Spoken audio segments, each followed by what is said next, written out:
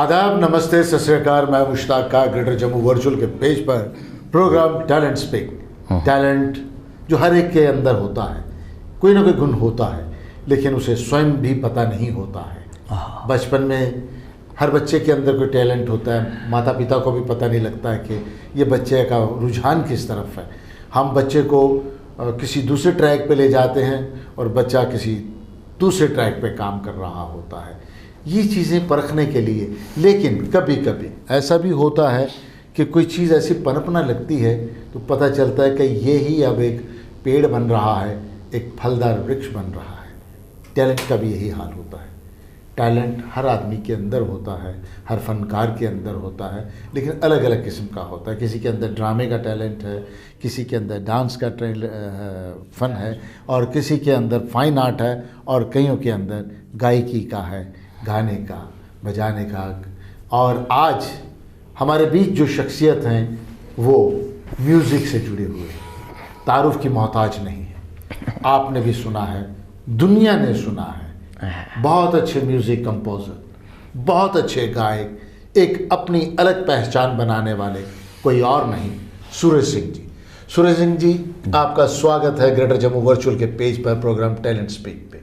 सबसे पहले तो मैं आपका शुक्र अदा करता हूं कि आपने मुझे इस काबिल समझा कि मैं आपके इस पेज पे, नाम मुझे नहीं आ रहा है, क्या पेज है आपका sir? Greater Jammu virtual. Greater Jammu virtual के पेज पे आपने मुझे आमंत्रित किया और मैं आपकी खिदमत में अपना जो भी टूटा फूटा काम है वो हम शेयर करेंगे आपके साथ। जी। और बड़ा अच्छा लगा कि आपने मुझे इस काबिल समझा। मैं दोबारा बोलूँगा तो आगे आप नहीं, ऐसी कोई बात नहीं है। आप का एक मुकाम है, आपका एक नाम है, और हम सब जानना चाहते हैं आपके सफ़र के बारे में, आपकी ये सारी। सूरज सिंह जी, आज हम दर्शकों को साथ बात कर रहे हैं, आप हमारे साथ हैं। जी हाँ। मैं ये जानना चाहते हैं कि वो ऐसा कौन सा वक्त था, क्षण था, जब आपको लगा कि मुझे गाना है, या मैंने गाना, आपने गुनगुनाया? जी हाँ, ये बड़ा अच्छा सवाल आपने किया मुश्ताक साहब।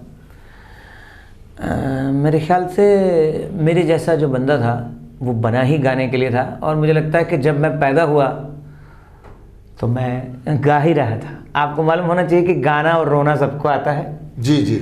और मतलब बचपन में ही मतलब मेरा गाने के प्रति रुझान था। हमारे घर में वैसे सारे गाते थे जी। मेरे अच्छा। चाचा, मेरे मतलब सारे ही, दादा, चाचा, मेरे बापूजी भी थोड़ा सा गाते थे। अच्छा। लेकिन वो शौक के तौर पे गाते थे।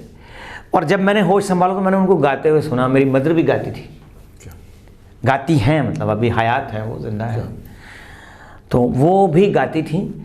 तो जब मैंने होश संभाला, मैंने जब बोलना शुरू किया, मैंने देखा मेरे आसपास कितना अच्छा माहौल है, ये गाना गाते हैं। अच्छा। मैं भी शुरू हो गया। वो कौन सा गाना था नहीं, मतलब वो ऐसे ही जो गाने, फिल्मी गाने, कोई भी, जैसे अच्छा, जैसे मतलब मैं उनको सुनता था तो वो जैसे गाते थे, जैसे कोई भी गाना वो ऐसे गा रहे थे। मेरा चाचे गाते थे, जैसे ये गाना ले लीजिए, समझ लो, जो लीजिए, कोई भी। जैसे कोई गाना वो गाते थे, यार हमारी बात सुनो, ऐसा एक इंसान चुनो कि जिसने पाप ना किया हो वो पापी ना हो, जिसने पाप ना किया हो वो पापी ना हो। क्या बात है। कुछ भी, मतलब वो वहाँ से ये शुरुआत थी, वो गाते थे। जैसे कोई गाना, तू कितनी अच्छी है, तू कितनी भोली है, प्यारी प्यारी है ओ माँ, ऐसे वो गाने गाते थे जी। तो मुझे वही शौक पड़ गया। उसके बाद आपके ये जो गायकी की तरबियत जो रही, जी हाँ, उसके बाद आपने होश संभाला। उसके बाद आप, मैं मतलब आपको बताऊं मुश्ताक साहब, ऐसा था कि जब मैं बचपन मेरा कठुआ में भी था। मेरे पहले तो हम गांव में रहते थे, मेरे फादर साहब की ट्रांसफ़र कठुआ में हो गई। ओके। तो गाना तो मैं घर से ही गाता था। मैंने आपको जैसे बताया कि घर में थोड़ा बहुत माहौल था, उनका गाना तो ऐसे ही घरेलू ही था, लेकिन मेरा आगे बढ़ गया। मैंने फिर कोई जगह नहीं छोड़ी कठुए में, गलियों में, चौबारों में, दुकानों में। अच्छा।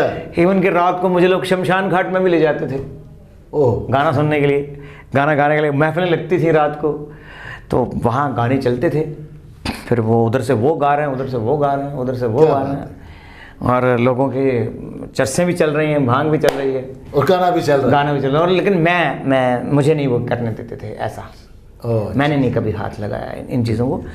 तो मैं बच्चा था तो वो बड़े बड़े लोग थे, क्या बात। तो वो मैं फिर उधर से भी शुरू हुआ, और फिर गाना तो मेरे अंदर नेचुरल था ही, लेकिन फिर मैंने बाकायदगी से म्यूज़िक सीखा भी, तरबियत बिल्कुल हासिल की। वो वाला सफ़र आप बताइए। बिल्कुल, वो ऐसा हो गया कि हमारे कठुआ में एक मास्टर करतार चंद जी हैं पुंछ के, अच्छा, वो आए, तो वो रामलीला में ऐसे अपना म्यूज़िक देते थे, उनको बुलाया था उन्होंने, तो हमें म्यूज़िक देने के लिए आए थे, तो हमें पता चला कि कोई मास्टर जी आए हैं, मास्टर जी, मास्टर करतार चंद जी।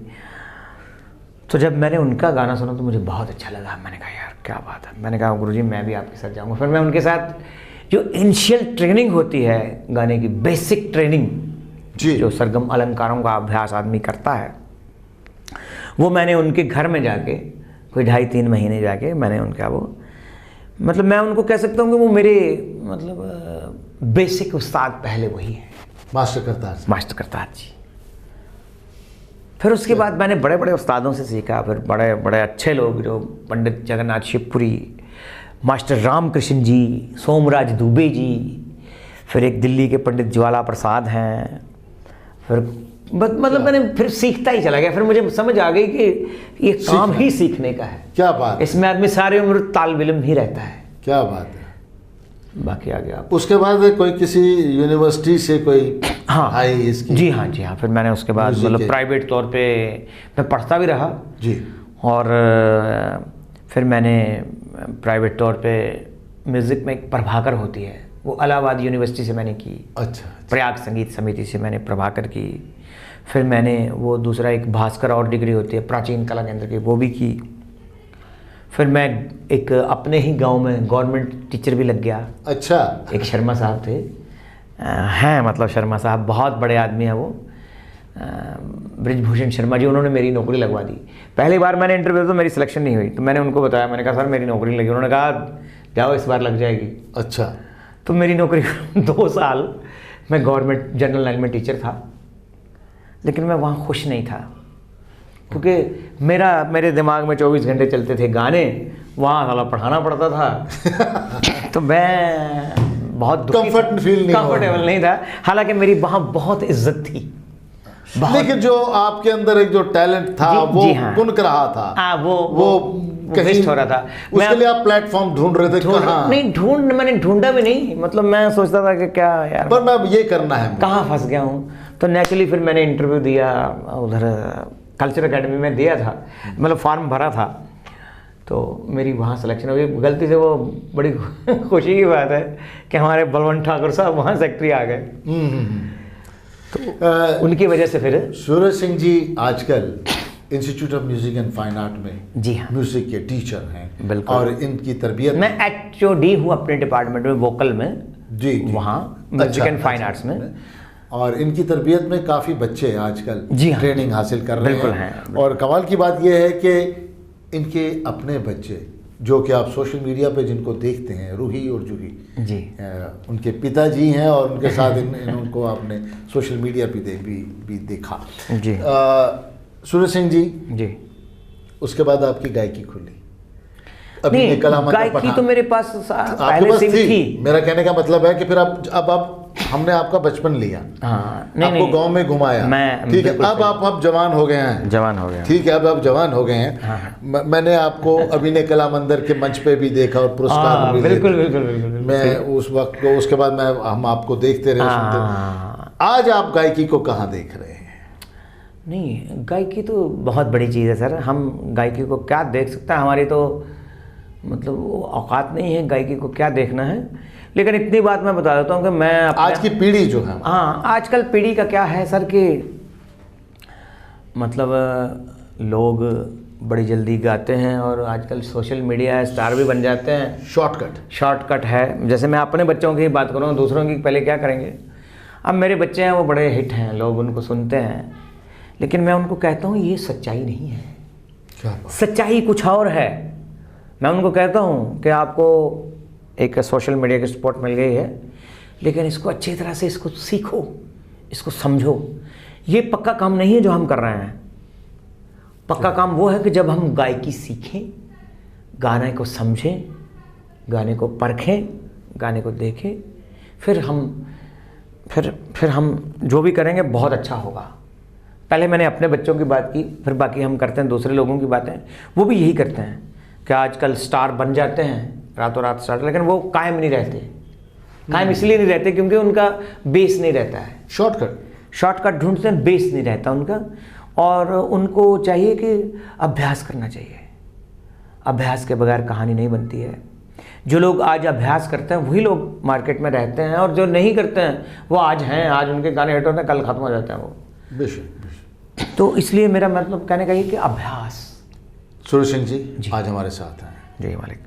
एक कोई गाना जो आप बोले। कौन? नहीं, हम नहीं बोलेंगे। हम आज आपसे हैं। हाँ, मतलब आप। हम आपसे उर्दू हिंदुस्तानी में भी सुनेंगे और डोगरी में भी सुनेंगे। हाँ हाँ हाँ। प्लीज आप मतलब हिंदुस्तानी में कोई फिल्मी गीत सुनना चाहेंगे, गजल सुनना चाहेंगे, क्या सुनना चाहेंगे? मैं वही सुनाऊंगा। फिल्मी नहीं, सूरज सिंह जी को सुनना चाहिए। अच्छा हाँ बिल्कुल ठीक है, सूरज सिंह को सुनिए। जैसे मेरी एक गज़ल इन दिनों बहुत मशहूर हो रही है, और वो मेरी अपनी ट्यून है। हमारे लोकल शायर हैं संजय विद्रोही, उनकी लिखी हुई है। क्या बात है, प्लीज़। तो वो गज़ल ऐसे है। किताबों में जो लिखा है वही सबने पढ़ा है। किताबों में जो लिखा है वही सबने पढ़ा है। हमारी आपकी फिर सोच में क्यों फासला है। किताबों में जो लिखा है वही सबने पढ़ा है। उसमें एक शेर उन्होंने अच्छा लिखा है। इरशाद। मैं पत्थर पूजता हूँ इसलिए काफिर नहीं हूँ। मैं पत्थर पूजता हूँ इसलिए काफिर नहीं हूँ। वो हर जर्रे में रहता है, खुदा सबको पता है। क्या बात है। वो हर जर्रे में रहता है, खुदा सबको पता है। वाह। मैं पत्थर पूजता हूँ इसलिए काफिर नहीं हूँ। तो शायर का ख्याल है। मैं बहुत खूब, बहुत बढ़िया। दर्शकों को मैं एक चीज़ और बताता जाऊँ कि ग्रेटर जम्मू वर्चुअल ने अपना शुरुआती दौर में जो पहला गाना हमने ऑन एयर किया था वो भी कंपोज किया हुआ था। हाँ जी हाँ। सूरज सिंह जी ने, और उसे गाया था सीमा मूर्ति जी ने। उसके बाद हमारे 2 गाने और ऑन एयर हुए थे ग्रेटर जम्मू वर्चुअल के पेज पे। वो दोनों गाने सीमा मूर्ति जी ने गाए थे, और उन गानों को भी कंपोज जो किया था वो सूरज सिंह जी ने किया था, और एक गाने में स्वयं गाए भी थे। उसके लिए भी हम सूरज सिंह जी आपका बहुत शुक्रिया अदा करते हैं। नहीं, वो मैडम की जो आवाज़ है वो बड़ी अच्छी है, इसमें कोई शक नहीं है। देखिए ये नेचुरल गिफ्ट होता है, गाना सीखना भी पड़ता है। नहीं, लेकिन बहुत ज़्यादा जो है जिसके ऊपर रब की कृपा हो, ईश्वर का आशीर्वाद हो, दुआएं हो, नज़र हो, वही गा सकता। तो उनकी आवाज़ बहुत अच्छी थी। मैंने जब उनकी पहली बार आवाज़ सुनी तो मैंने कहा मैडम जी आपकी आवाज़ तो ऐसे है जैसे लता जी की आवाज़ जो ख़राब आवाज़ है वो अब तो आपकी आवाज़ ऐसी है। बहुत खूब। सूरज सिंह जी, अब डोगरी के हवाले से मैं बात करता हूँ। जी हाँ। मतलब गज़ल में भी आपका मुकाबला नहीं, आपका मुकाबला किसी में भी नहीं। इसमें कोई दो राय नहीं। ये आपका बड़प्पन है और नहीं, जो चीज़ है हमें कहनी चाहिए। डोगरी का कोई गीत। देखिए ऐसा होता है कि डोगरी का गीत मैं सुनाऊंगा। प्लीज़। कलाकार तो होता है, लेकिन जब कलाकार को कोई पहचानता है ना, जैसे मतलब जैसे जौहरे को हीरे का पता होता है, तो वो दर्शक हैं। वो आपने चाहे इतना गाना नहीं सीखा है, लेकिन आप फिर भी मतलब जानते हैं, समझते हैं। आप खुद डायरेक्टर हैं बहुत बड़े, अरे तो आपको मतलब पता है कि आपकी नज़र है, आप नज़र से हज़ारों आर्टिस्ट गुजरे हैं, तो आपको पता है गाने का थोड़ा बहुत पता तो आपको होगा। तो मैं मुझे कहने में कोई आपत्ति नहीं, मैं अच्छा तानसेन नहीं हूँ, हाँ मैं कोशिश करता हूँ कानसेन बनने हाँ, तो जो डायरेक्टर होता है उसको कानसेन ही होना चाहिए। अगर वो कानसेन होगा तो तभी तो वो ये फैसला कर पाएगा ना कि क्या चीज़ अच्छी है क्या बुरी है। ये तो ज़रूरी है जी। एक डायरेक्टर को मतलब पता होना चाहिए कि गाना क्या है। मेरे ख्याल से मतलब ऐसा कहा जाता है कि उत्तम गाना और मध्यम बजाना, और उसके हमारी डोगरी में कहते हैं नखेद नाचना, नाचने का नंबर तीसरे नंबर पे आता है। जी जी जी। तो मतलब ये आपको मालूम है, आप डायरेक्टर हैं। डोगरी गाना मैं सुनाता हूँ, आप कोई फरमाइश कीजिए। नहीं फरमाइश नहीं, फरमाइश नहीं करनी। नहीं फरमाइश नहीं। हम आपकी इतनी लंबी लिस्ट हाँ, है, ठीक है। इतनी लंबी फरिस्त है कि उसमें हर एक गाना फरमाइश ही फरमाइश है। एक मैं गीत सुनाता हूँ जी। वो हमारे उनका वो संजय विद्रोही का ही गाना है, बड़ा अच्छा गाना है। मैंने कई बार कहा भी है कि रेडियो स्टेशन जम्मू में बहुत सारे गाने रिकॉर्ड हुए हैं, बड़े सारे अच्छे गाने हैं, लेकिन उनमें एक गाना ये भी अच्छा है। उन गानों में अगर लिस्ट बनाई जाएगी तो ये गाना भी एक बहुत खूब गाना है, तो मैं वो पेश करता हूँ फिर उसके बाद आप जैसे भी कहेंगे मैं गाना। नहीं प्लीज़ प्लीज़। तो ये गाना ऐसे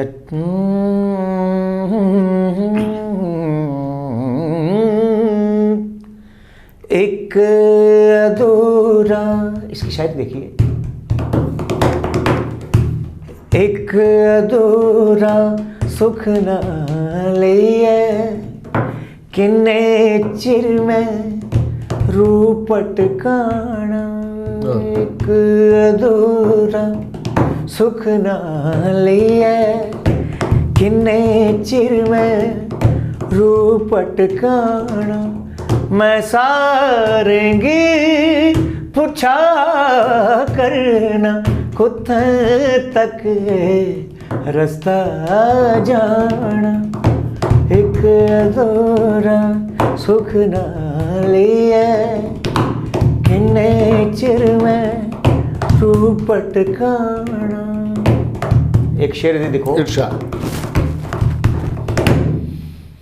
जे कर पर कंडा चुबे कंडेगी बदसीस नहीं देनी, जे कर पर कंडा चुबे कंडेगी बदसीस नहीं देनी, फुल पे मड़ियो चूड़ सजदे कंडे दाते पैर ठिकाना, एक अधूरा सुख ना लिए किन्ने चिर में रूपट काना।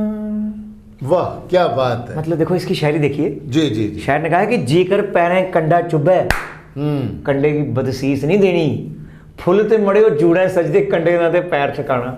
उनका ठिकाने पैर है, उन्हें जुड़े तक आना ही नहीं बेचारे, पुजना नहीं। क्या बात है। सूरज सिंह जी जी, आपका एक गाना बहुत पॉपुलर है। हाँ जी। वो क्या है, वो कठी नहीं चढ़ो, हाँ, टकी नहीं चढ़ोंदी जी। तो एक फरमाइश है, फरमाइश है। हाँ, उस गाने की बात मैं ऐसे बताऊंगा आपको किस्सा उसका कि एक यहाँ हमारे यहाँ आर्टिस्ट हैं सुभाष लंगे, रतन लंगे और सुभाष लंगे और उसकी बीवी जो दोनों हैं वो जी जी जी, वो क्या नाम है उनकी, मिसेस का नाम नहीं आ रहा, भाभी का, सुभाष लंगे और पूनम नीलम लंगे। तो जब उन्होंने मुझे बताया था किस्सा ये कि जब उनके फादर की डेथ होने वाली थी, कोई 2-3 दिन रह गए होंगे, बेचारे कोमा में थे या पता नहीं बीमार थे, तो वो मुझे बता रहे थे कि जब उनको होश आया तो वो कहने लगे यार, उसको उन्होंने बोला अपने बेटे को सुभाष को, क्या सुभाष यार मुझे वो गाना सुनाओ यार सूरज सिंह का, टकी नहीं चढ़ोंदी लगे पेड़ होंदी। अच्छा प्लीज, उन्होंने ऐसे कहा था। अच्छा मैं वो गाता हूँ।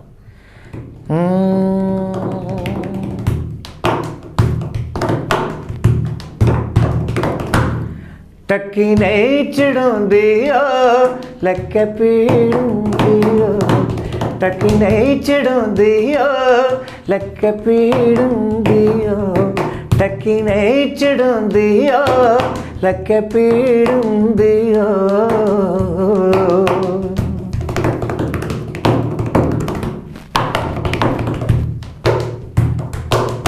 गोडी नहीं गडांदिया ओ गोडी नहीं गडांदिया बाई पीड़ दियो ओ बाई पीड़ दियो टक्की नहीं चढ़ांदिया लके पीड़ दियो लके पीड़ दियो। क्या बात है सुरेश सिंह जी, ये हमारा गीत संगीत है, लेकिन हमारा अपना भी एक विरसा है, हमारा अपने डोगरा विरसा है, हमारे डोगरी के फोक सॉन्ग्स हैं, आय हाय हमारा अपना एक कल्चर है। नहीं, ये भी फोक सॉन्ग है, बिल्कुल बिल्कुल, मैं वही उसी हवाले से, लेकिन ये मैं ऐसे कहना चाहता हूँ, आपको बता दूँ कि ये है तो फोक है, लेकिन इसकी तर्ज मैंने बनाई थी, क्योंकि काफ़ी किताब में लिखे होते हैं ना, किताबें छपी हैं फोक की। जी जी। तो मुझे किसी ने दिया था ये गाना, वो कहने लगे मेरे लिए बनाई, मैंने उनके लिए गाना बनाया, तो वो 2-4 महीने वो नहीं आए गाने के लिए। अच्छा। उनकी कोई रिकॉर्डिंग नहीं हुई है, कोई ऐसा सिलसिला नहीं बना कि वो एक गाना गा सकें। तो फिर मेरा कोई प्रोग्राम आ गया रेडियो, मैंने कहा मैं खुद ही गा देता हूँ। नहीं, वही तो मैं बहुत हिट हुआ गाना, उसी सिलसिले में मैं बात कर रहा हूँ कि हमारे पास एक अच्छा खासा डोगरी फोक का विरसा है, बिल्कुल सच, जो हमारे पास है, और है। उसे लेके भी आपने बहुत काम किया है, फोक को लेके भी आपने काफ़ी एक्सपेरिमेंट किए हुए हैं।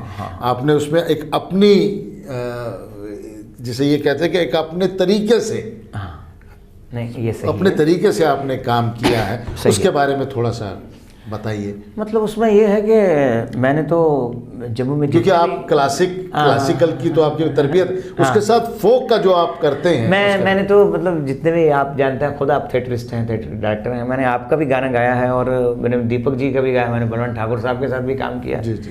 तो मैंने बहुत सारे मतलब उनके भी गाने गाए, जैसे अब घुमाई हमारा नाटक आप जानते हैं, देखते हैं, तो उसमें भी मैंने मतलब घुमाई में भी मैंने फोक को लेकर गाने बनाए थे। जैसे वो उसमें ब्रिजमोहन जी भी थे मेरे साथ, तो वो जब गाने बनाते थे तो उनका वो त्रे वाला एक गाना था, तो मेरे मुंह से ऐसे निकला था, लगे दे त्रे मेगे लगे दिए त्रे। क्या बात है। तो वो इतना हिट हुआ कि कलकत्ता में जब हमारा ड्रामा हुआ तो लोग बाहर, जब हम आए दूसरे दिन यही गा रहे थे, क्या बात। लगे दिए त्रे मेगे लगे दिए त्रे, ये है फोक है, पहाड़ी राग है। जी जी जी। सर म प प ध सर दर दर ब मरे प मरे सा सर म प द दर द प। तो मैंने इसको फिर अपने थोड़ा क्लासिकल इसको में डाल के, उसके बारे में थोड़ा सा और विस्तार से बताएं, क्या लगता है क्लासिकल और इस फोक, डोगरी फोक? नहीं देखिए, मतलब जो फोक है वो तो ऐसा है कि वो पता नहीं कितनी सदी से चल रहा है। जब लोगों ने फोक गाया तो मतलब उनको इतना बेचारों को पता नहीं था, अदब नहीं था। सिंपल फोक की सबसे बड़ी खासियत यह है कि वो सिंपल होता है, उसकी भाषा, जैसे कोई लफ्ज़ मैंने गाया, आपने उसमें जोड़ दिया, इन्होंने उसमें जोड़ दिया, बिल्कुल, तो वो फोक है। लेकिन बाद में फिर फोक से ही क्लासिकल का जन्म हुआ है। ओके। फोक से ही क्लासिकल वालों ने क्या किया कि उसको थोड़ा सीमित कर दिया, उसमें रूल रेगुलेशन बनाए गए कि इसमें ये होगा, इसमें ये नहीं होगा, ये होगा, तो फिर वो फोक बन गया। अब वो क्लासिकल, जैसे पहाड़ी राग है, पहाड़ी तो फोक राग है, लेकिन उसमें उन्होंने फिर बाद में क्लासिकल भी बीच में लाया। जी जी। जैसे ये है बलमा कदर नहीं जाने, ये ऐसे पहाड़ी है। अच्छा। फिर उसको उसमें क्लासिकल वालों ने अपने तरीके से किया, बलमा बलमा कदर नहीं जाने हो, जैसे कहना किलिया बतना छोड़ देता हो, साथ साथ परिले निया पानी हो। क्या बात है। तो सूरज सिंह जी, मैं फरमाइश, अब गुजारिश है, नहीं, एक फोक सॉन्ग। अच्छा, जैसे फोक सॉन्ग है, जैसे पाख है हमारे प्रद्युमन सिंह जी और कृष्णा कुमारी जी ने, प्लीज प्लीज प्लीज, वो पहले उनके साथ गाती थी। जी जी। प्रद्युमन जी के साथ गाती थी मैडम। तो जब उनकी डेथ हो गई तो वो, उनको कोई पाख गाने वाला मिल नहीं रहा था। क्या बात। तो किसी ने उनको बताया, क्योंकि मैंने उनकी बहन के साथ भी गाई थी पाख, अच्छा अच्छा। कृष्णा उनके कल्पना जी के साथ, क्या उनका नाम है, कल्पना या नहीं, पता नहीं उनका नाम नहीं अब मुझे आ रहा याद, कांता जी। तो उनको किसी ने बताया कि सूर्य सिंह गाता है वो पाख। तो मुझे उन्होंने बुलाया, तो कहने का वो मुझे कहने लगे ऐसे डोगरी, कहा तू सूरजा गाना तो है, अच्छा। तू ये गुलाम अली अंगर गाना तू सीधा सीधा सीधा गाया मेरे कन्ने। अच्छा अच्छा। मैंने कहा जी बिल्कुल, आप मैडम जी मुझे सिखाइए। ठीक है। तो मैंने बाकायदगी से उनसे वो सीखा। अच्छा। तो अगर आप बोले तो मैं वो सीखने का कोई ऐसा उम्र नहीं है? नहीं जी नहीं, सीखना तो ऐसा है सर, बच्चे से भी बंदा सीखता है। नहीं, हाँ बच्चे से भी सीखता है। और मैं आपको अपने बारे में बताता हूँ शॉर्ट में जल्दी से, कि मैं अपने आप को बहुत लकी समझता हूँ, क्योंकि आपने देखा होगा बहुत सारे ऐसे आर्टिस्ट होते हैं जिनको अपनी मर्जी का जॉब नहीं मिलता। जी। मुझे अपनी मर्जी का जॉब मिला है। मैं अपनी मर्जी से कॉलेज जाता हूँ, मैं अपना स्पीकर खोल देता हूँ उधर, मैं जब कॉलेज में एंटर करता हूँ मैं गाना शुरू कर देता हूँ, धड़ाधड़ गाना। लोग तंग भी पड़ जाते हैं मेरे से, गाना ही गाना गाना ही गाना। लेकिन मैंने कहा भाई कॉलेज है गाने वाला, यहाँ गाना नहीं गाएंगे तो रोएंगे। और रोना थोड़ी है। अच्छा तो, पाक का होगा। हाँ पाक मैं सुनाता हूँ। हाँ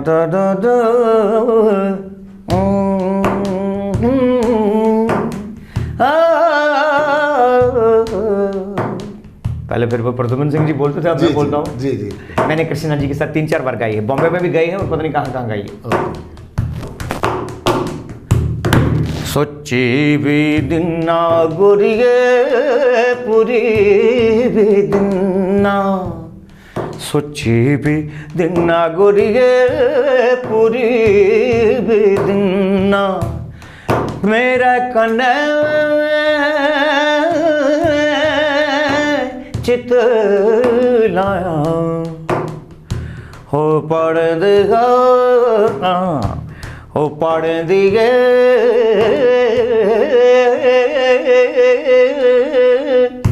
रानिए। फिर सोची नहीं लैंदी राजा पूरी नहीं लैंदी, सोची नहीं लैंदी राजा पूरी नहीं लैंदी, बकुए दा टोडू मिगी चंगा ओ चंबे दया।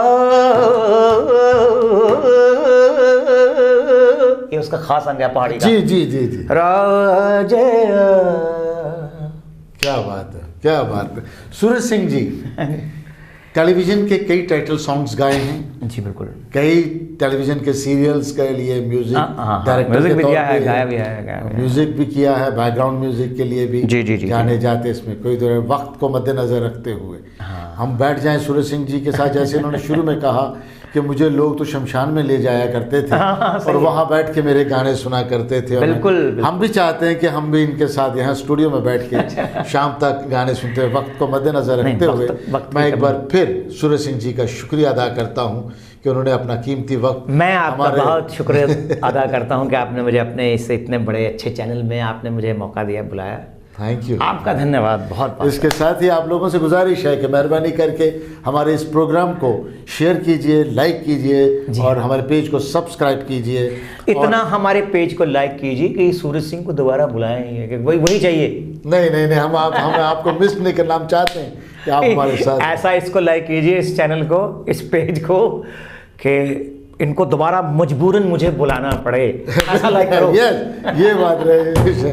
थैंक यू सूरज सिंह जी, एक बार फिर आप सब लोगों का शुक्रिया।